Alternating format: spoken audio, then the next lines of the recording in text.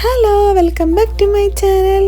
അപ്പോൾ തലേന്ന് പെരുന്നാളാന്ന് 29 നോമ്പ് കഴിഞ്ഞിട്ട് പെരുന്നാളാന്ന് അറിയുമ്പോഴുള്ളൊരു സുഖം വേറെ തന്നെയാണ് കേട്ടോ. പെട്ടെന്ന് നമ്മൾ നാളത്തേക്കുള്ള പ്രിപ്പറേഷനൊക്കെ ആക്കി വെക്കുക. അപ്പം ബീഫ് ബിരിയാണി വെക്കാനുള്ള മസാലയൊക്കെ റെഡിയാക്കി കേട്ടോ. ഈ ഇളനീര് വെട്ടുന്നത് ശരിക്കും ഇളനീർ പുഡിങ് ഉണ്ടാക്കാനായിരുന്നു, പക്ഷെ അത് ഭയങ്കര മോശമായിരുന്നു കേട്ടോ. ഇവിടെ നിന്ന് ന്യൂസിലാൻഡിൽ നിന്ന് വാങ്ങിയപ്പോൾ അപ്പോൾ ഞങ്ങൾ വേഗം ബിസ്ക്കറ്റ് പുഡിങ് ഉണ്ടാക്കാമെന്ന് വെച്ചു. കാരണം ബിസ്ക്കറ്റ് പുഡിങ്ങാണ്, വേറെ ഒന്നും കിട്ടാനില്ല. പെട്ടെന്ന് സാധനങ്ങൾ വാങ്ങിക്കൊണ്ടുവരാമെന്ന് വെച്ചാൽ നടക്കില്ല നാളെ.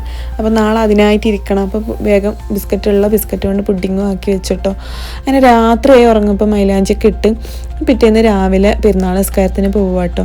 അപ്പോൾ നമുക്ക് 29 നോമ്പേ കിട്ടിയിട്ടുള്ളൂ. നാട്ടിൽ 29 നോമ്പാണ്. അപ്പോൾ നമുക്ക് ശരിക്കും സാറ്റർഡേ അല്ലെങ്കിൽ സൺഡേ ആയിരുന്നു പെരുന്നാൾ ആവേണ്ടത്. സാറ്റർഡേ ആയിരുന്നു നമുക്ക് 29 നോമ്പ് കിട്ടിയത്, കാരണം സാറ്റർഡേ പെരുന്നാളായി.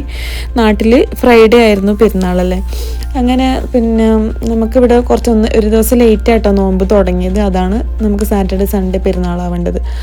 അങ്ങനെ പെരുന്നാൾ നിസ്കാരമൊക്കെ കഴിഞ്ഞു. എല്ലാവരും ചോക്ലേറ്റൊക്കെ ഇങ്ങനെ കൊടുക്കുന്നുണ്ടായിരുന്നു കേട്ടോ എല്ലാവർക്കും. പിന്നെ എല്ലാവർക്കും കിട്ടി ചോക്ലേറ്റും. അങ്ങനെ ഒരു മധുരം വിതരണമൊക്കെ നടന്നു. അങ്ങനെ എല്ലാവർക്കും ഭയങ്കര ന്യൂസിലാൻഡിലായത് കാരണം തന്നെ എല്ലാവർക്കും നാട്ടിലും വീട്ടിലൊക്കെ മിസ്സാകുന്നതുകൊണ്ട് തന്നെ അങ്ങനെ പള്ളിയിൽ ഗാദർ ചെയ്യുന്നുണ്ടായിരുന്നു കേട്ടോ. നിസ്കാരത്തിനൊക്കെ എല്ലാവരും വന്നായിരുന്നു. അങ്ങനെ നമ്മുടെ കണ്ണൂരൊക്കെ ബ്രേക്ക്ഫാസ്റ്റ് ആയിക്കോട്ടോ നിസ്കാരം കഴിഞ്ഞ് വന്നാൽ. അപ്പോൾ നമ്മൾ ചിലയിടത്ത് കഴിക്കില്ല. മലപ്പുറത്തുനിന്ന് ഹസ്ബൻഡിൻ്റെ വീട്ടിലൊന്നും നേരെ ബിരിയാണി പരിപാടിയിലേക്ക് പോകും. അപ്പോൾ നെയ്പ്പത്തിരി നിർബന്ധമാണ് കേട്ടോ. നെയ്പ്പത്തിരിയും ബീഫ് കറിയും അല്ലെങ്കിൽ നമ്മുടെ മുട്ടാപ്പം അങ്ങനത്തെ സംഭവങ്ങളൊക്കെ കേട്ടോ. അപ്പം ബീഫ് ബിരിയാണിയൊക്കെ സെറ്റ് ആയിട്ടുണ്ട്. അപ്പോൾ പുഡിങ്ങൊക്കെ തലേന്നൊക്കെ ഉണ്ടാക്കി വെച്ചു. അപ്പോൾ ഒരു ഗസ്റ്റ് ഉണ്ടായിരുന്നു. അപ്പം അങ്ങനെ ചിക്കൻ ഫ്രൈയും അവർ ബിരിയാണിക്ക് വേണ്ട സാധനങ്ങളൊക്കെ അടിപൊളിയായിട്ട് സെറ്റാക്കി അങ്ങനെ ഒരു ഫോട്ടോ എടുക്കൽ നമ്മളെ മെയിൻ പരിപാടിയാണ്, ഫോട്ടോ എടുക്കാൻ പോക്ക്. അങ്ങനെ നേരെ ഒരു പാർക്കിൽ പോയി ഫോട്ടോ എടുക്കാൻ. അപ്പോൾ അവിടെ നമ്മൾ പാർക്കിൽ ഞങ്ങൾ ഫസ്റ്റ് ടൈം ആട്ടോ ഈ പാർക്കിൽ വരുന്നത്. അപ്പം നല്ല വൈബ് കേട്ടോ, അടിപൊളിയായിരുന്നു. രാത്രി ആ നേരത്തെ സൂര്യൻ അസ്തമിക്കുന്ന സമയം കേട്ടോ, നല്ല അടിപൊളിയായിട്ടോ. അപ്പോൾ നമ്മൾ കുറേ ഫോട്ടോസൊക്കെ എടുത്തിട്ടുണ്ടായിരുന്നു കേട്ടോ.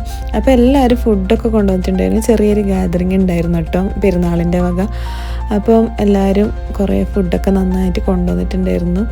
അപ്പോൾ എല്ലാവർക്കും ഫാമിലീസിനും അവരവരെ ഫാമിലീസിനും നാടും വീടും പിന്നെ അങ്ങോട്ടും ഇങ്ങോട്ടും പോകുന്നതും പെരുന്നാളിന് അങ്ങോട്ട് ഫാമിലീസിലൊക്കെ പിന്നെ വിസിറ്റ് ചെയ്യുന്നതൊക്കെ എല്ലാവർക്കും മിസ് ചെയ്യുന്ന കാര്യങ്ങളൊക്കെ പറഞ്ഞ് എല്ലാവരും ഇവിടെ വന്ന് ഗ്യാദർ ചെയ്യുകയാണ്.